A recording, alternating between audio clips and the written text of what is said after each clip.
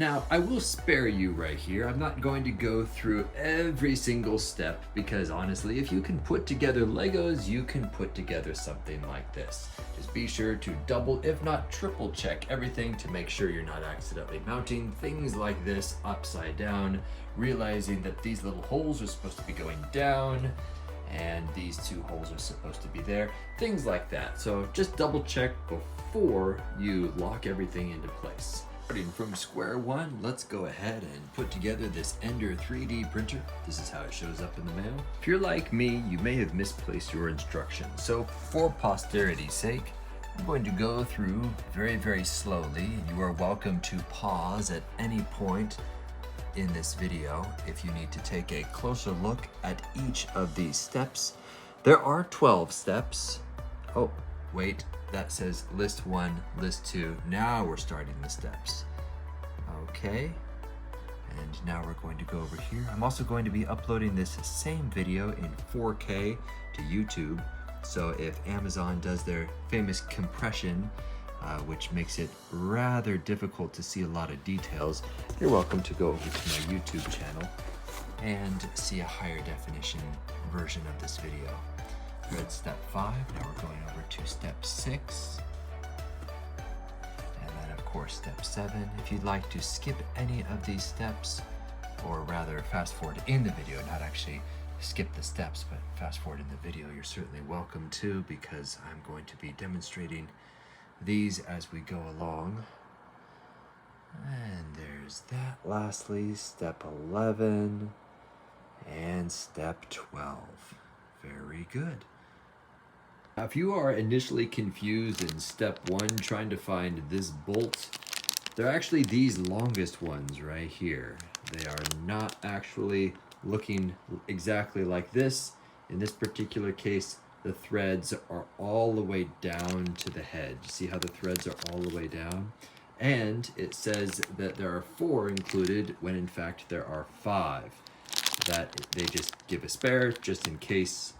Yeah, kind of lame. I wish they would just put 4 in so that you won't be confused. But you can see the little M540,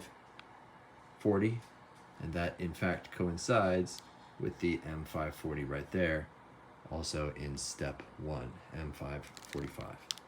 There it is. One of the hardest parts is going to be step 8. See this band right here, this belt?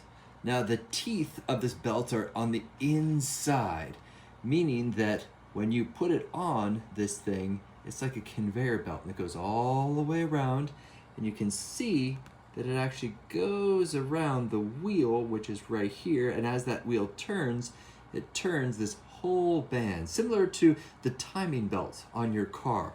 Let's take a look at it in real life right over here. So it's kind of blending in, but that little rubber black band is this guy right here. See those teeth? And they're going all the way along there on the other side. And as indicated, it is attached way in there. So on the opposite side of this guy, this turns, and as this turns, it turns this whole band. Now this band, this timing belt, so to speak, is very, very tight. And if we were to kind of move this like so, you will see that the end of the band is here and the end of the band is here, and it's attached, and it goes all the way around and it loops underneath all the way around. And so to attach it, you're gonna have to slide it through this slot here and this slot here, this end of this band and this end of this band. And it's very, very difficult because that band is so tight.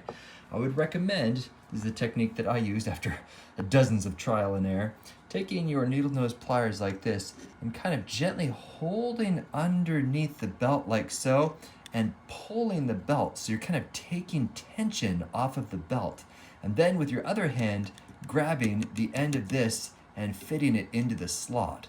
But if you were to just try to grab this, put it into the slot, it's very difficult. So you actually have to pinch it like this and pull it this way to really take that tension out off of this in order for it to slide in.